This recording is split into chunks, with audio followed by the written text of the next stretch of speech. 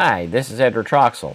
In today's tutorial, we're going to look at a little script that will look at the markers on the timeline, and then for each marker on the timeline, it's going to look at a selected track and pull the video events from that track. It's only going to pull starting at that marker location and pull 2 seconds worth of clip for each one of those, and then when it's finished, it's going to remove all the gaps that have remained. Let's take a look at a project first of all to see what it is we're dealing with. So here's our project. You can see we have several markers on the timeline, and then for each one of these markers, what we want to do is pull out a 2-second segment from each one of these locations and put it on a new track.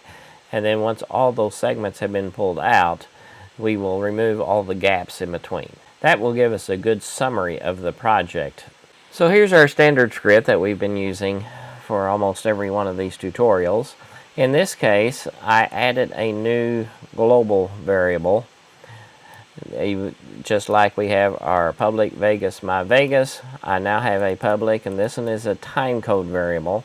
And I'm calling this time to keep, and I'm setting that to timecode.fromSeconds. And then I'm specifying 2 seconds because that is the length of time that I want each one of these small events to be when I'm done. So if we wanted this to be 3-second clips, then we could change this to 3, or 1 second, we could change it to 1. So by doing it this way, I've got it in an easy to change location. Then in our main routine, of course, we have our my Vegas equals Vegas. Then I'm going to go for each track, my track, in myvegas.project.tracks, we're going to look at every track. If my track dot selected, if the track is selected, we're only going to look at selected tracks. Then we're going to process the markers, and we're going to pass it my track because that's the track we're looking at. Then I put this in here because if we don't, we're going to have a problem, because when we process the markers, we're actually going to add a new track, and we're going to add it above this one.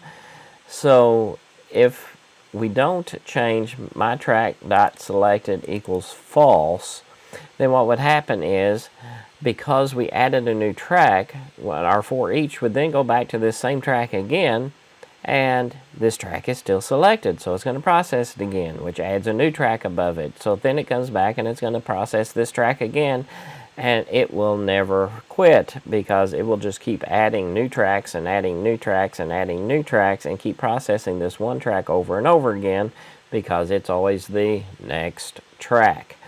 So to keep us from getting into an endless loop, I'm setting my track.selected equals false. Now let's look at the process markers routine. Our process markers routine, we're passing it a track, and I just called it my track again down here.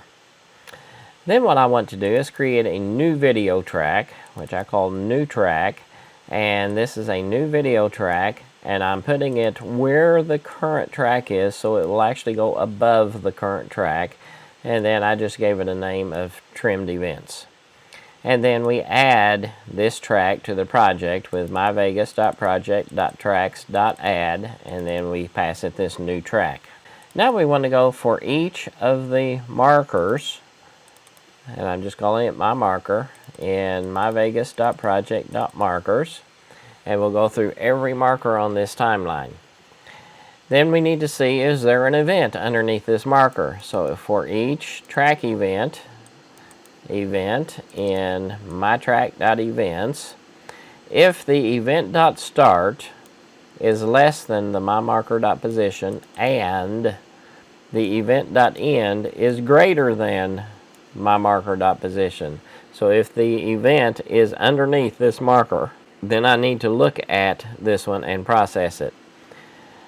In this case, I decided the easiest thing to do would be to take the track event and create a new event by doing an event.copy, and I'm just copying it to the new track at the marker position.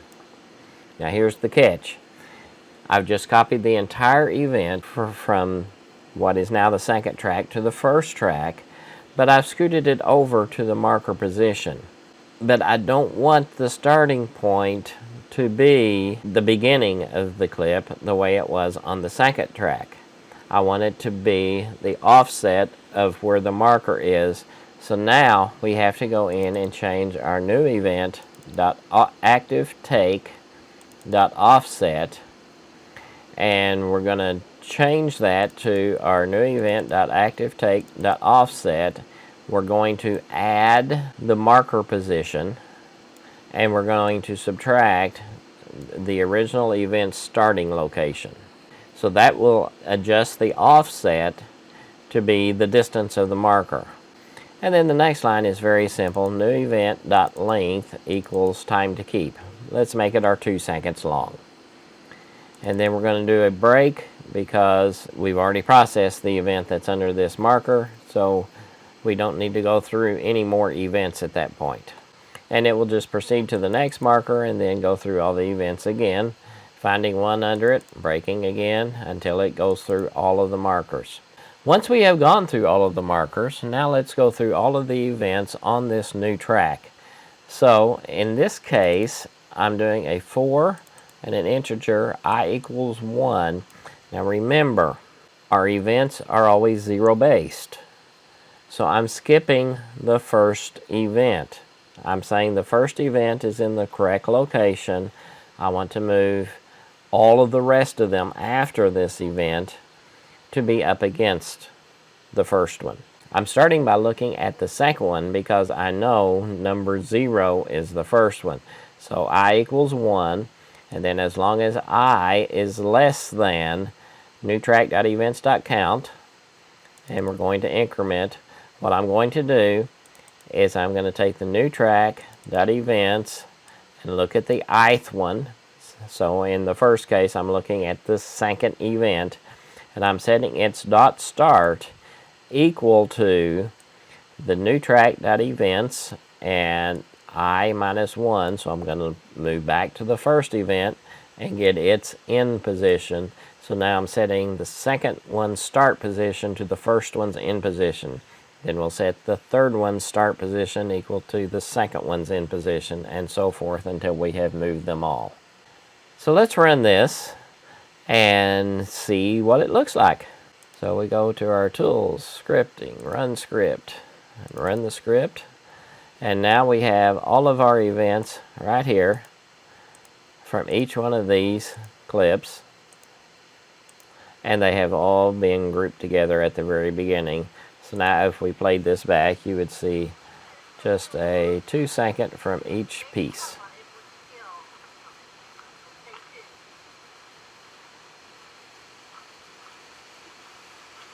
So I hope you find the techniques that we showed in this tutorial useful. If you have a tutorial you'd like to see, please let me know what it is, and sign up and subscribe, and hopefully we'll have many more tutorials. We're now starting our 3rd year of tutorials, and so it's good to have all these tutorials available for everyone to use. Hope to see you next time.